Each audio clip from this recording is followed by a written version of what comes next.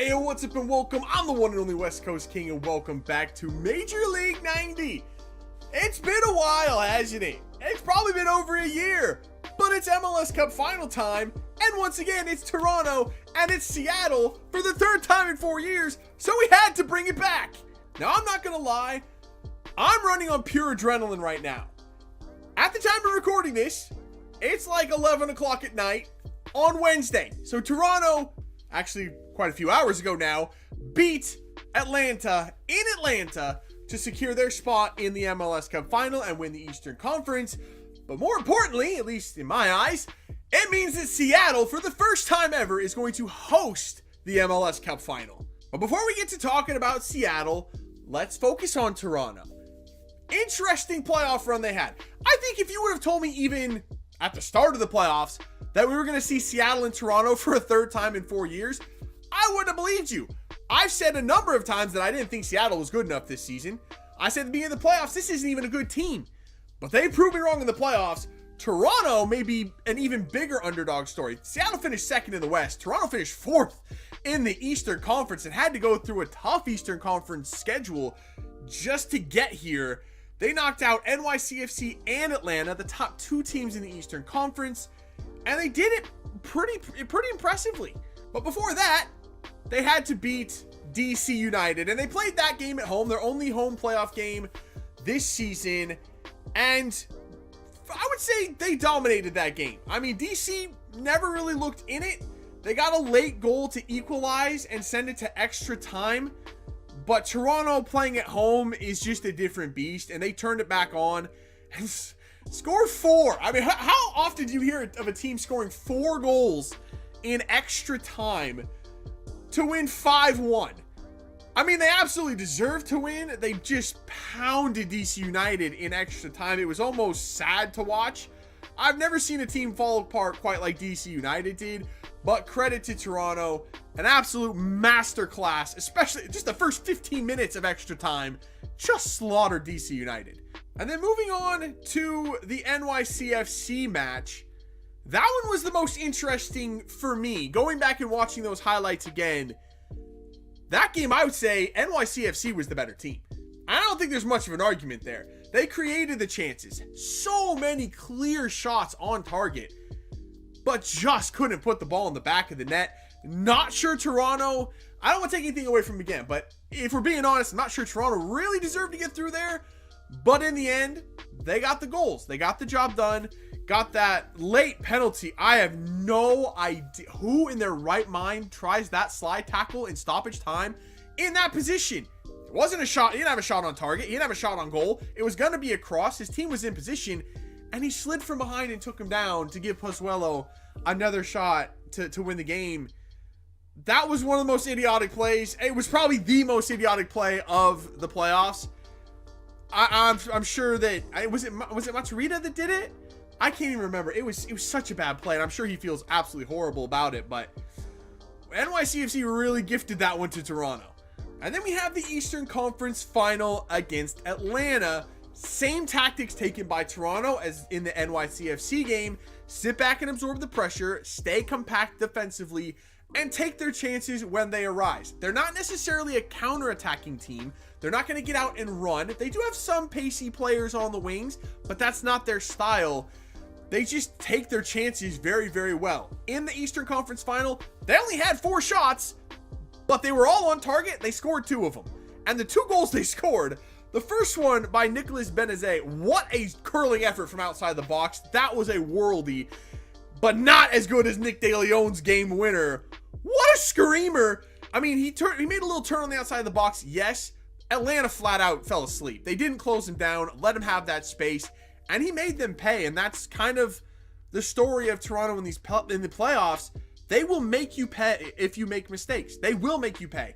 And none more so than Alejandro Pozuelo. He is the key to that whole offensive threat that Toronto has. Too often against DC, they did not even try to stop him. They just sat back and watched him work. And oh, did he ever go to work.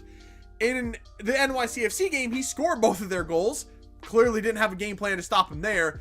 Against Atlanta, he was a little more subtle, not quite dominant as he was in the first 2 games. Still had the assist to Nick DeLeon for the game winner, and still was very, very much involved, just not quite directly involved in the scoring as much. But that is the key to Toronto. If you want to stop them, you have to start with Alejandro Pozuelo. So a great run through the playoffs for Toronto. But now let's transition and talk about the team out west, the Seattle Sounders. And I guess we can go ahead and recap Seattle's run through the Western Conference, and that means we got to start with that first game against Dallas, don't we? We have to relive that. Again, I just thinking about it starts to make, I start sweating. I had absolute anxiety about that game. 4-3 was the final score in extra time. A classic MLS playoff game if there ever was one. Probably Seattle's worst defensive effort in a very long time, maybe of the entire season. They were absolutely shambolic defensively. But if we can put one number on that game, it's 47. That's how many shots combined those two teams had. 47 shots. 24 from Seattle, 23 from Dallas. Dallas had more possession. They completed more passes. They were not bad, but Seattle did have stretches in there where they were absolutely dominant. Early in that game, while the rain was pouring, I said if the rain pours in Seattle, they don't lose to warm weather teams. That was evidence right there. They dominated the first 20 to 25 minutes while it was raining. As soon as the rain stopped, Dallas got back in that game. They scored 2 to equalize, and then it was just back and forth from there on out. And if it wasn't for Jordan Morris in that game, maybe his best performance as a professional, we don't win that game. That third goal he scored for his hat trick and the game winner was pure heart. I've never had more respect for Jordan Morris than that third goal he scored. He was gassed. 113th minute, he had nothing left in the tank. His legs were dead. He just made a 25 to 30 yard weaving run through a couple of defenders, had to slide to get a pass away, stayed down on the ground. We had to put the ball out. When he finally got back up, he went and scored his hat trick and the game winner. I mean, that's pure heart right there. That's all heart. That's all determination. That's a will to win that I haven't seen very often out of this team this season. That was pretty impressive. After that, we moved on to take on RSL.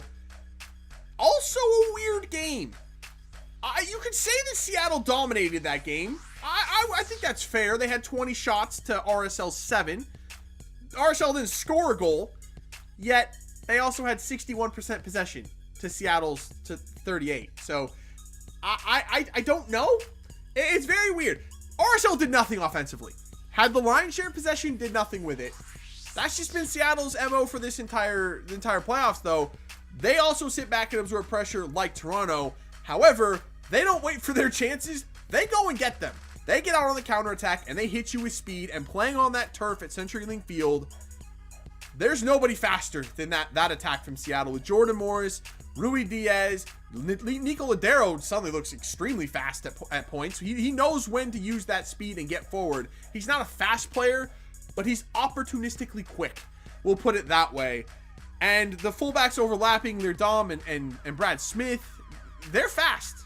Don't get it wrong. They're quick. They can get out and they can run, and they'll get on you very, very quickly if you fall asleep, which Toronto tend to do at times in the playoffs. We saw that a little bit. They let teams back in.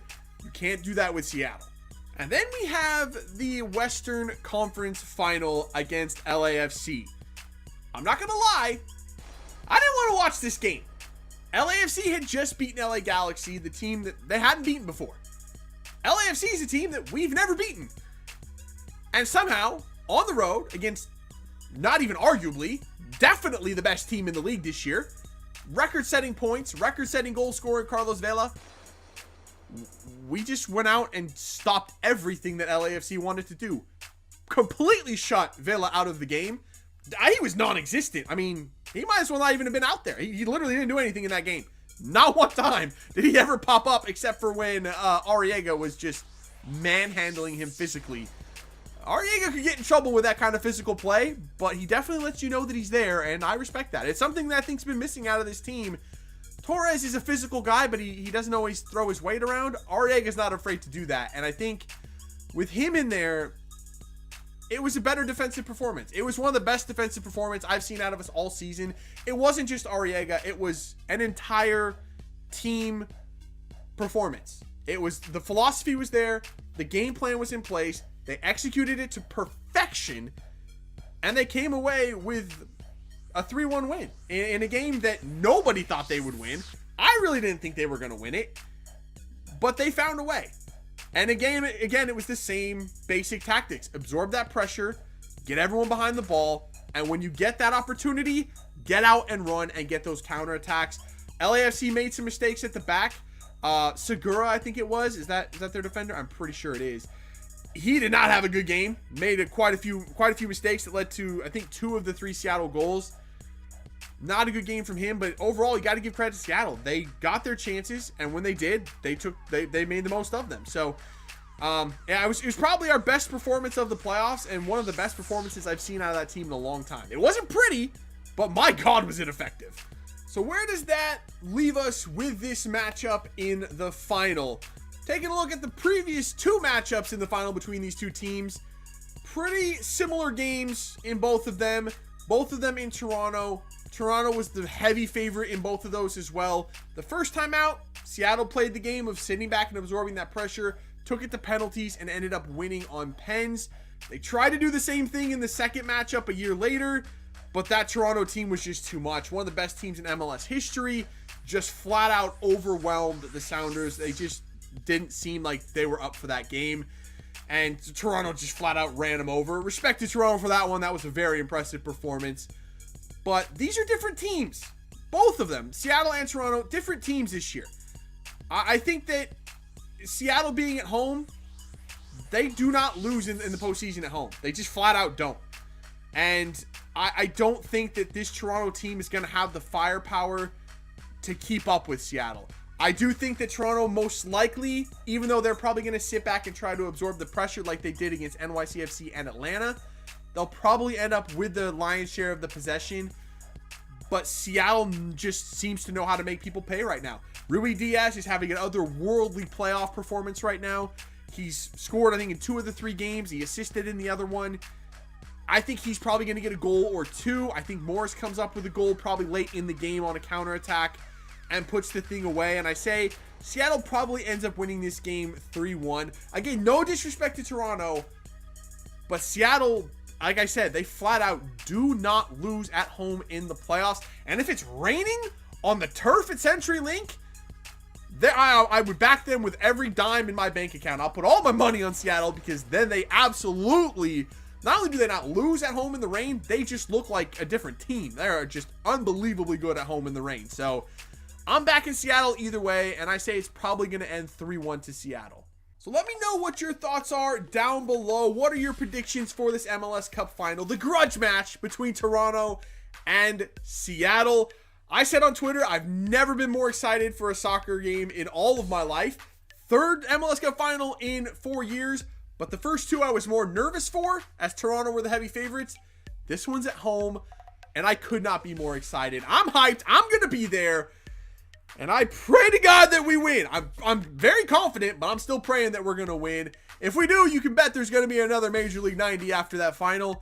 If we don't win and we choke this thing, well, there's probably still going to be another Major League 90, but it's going to be very, very different, and I'm probably going to get kicked off of YouTube for the things I'm going to say. So I guess at least it'll be entertaining. But that is it for this one. If you did enjoy it, make sure to let me know by leaving a like below. Subscribe if you're new, and I will see you when we come back after the MLS Cup final.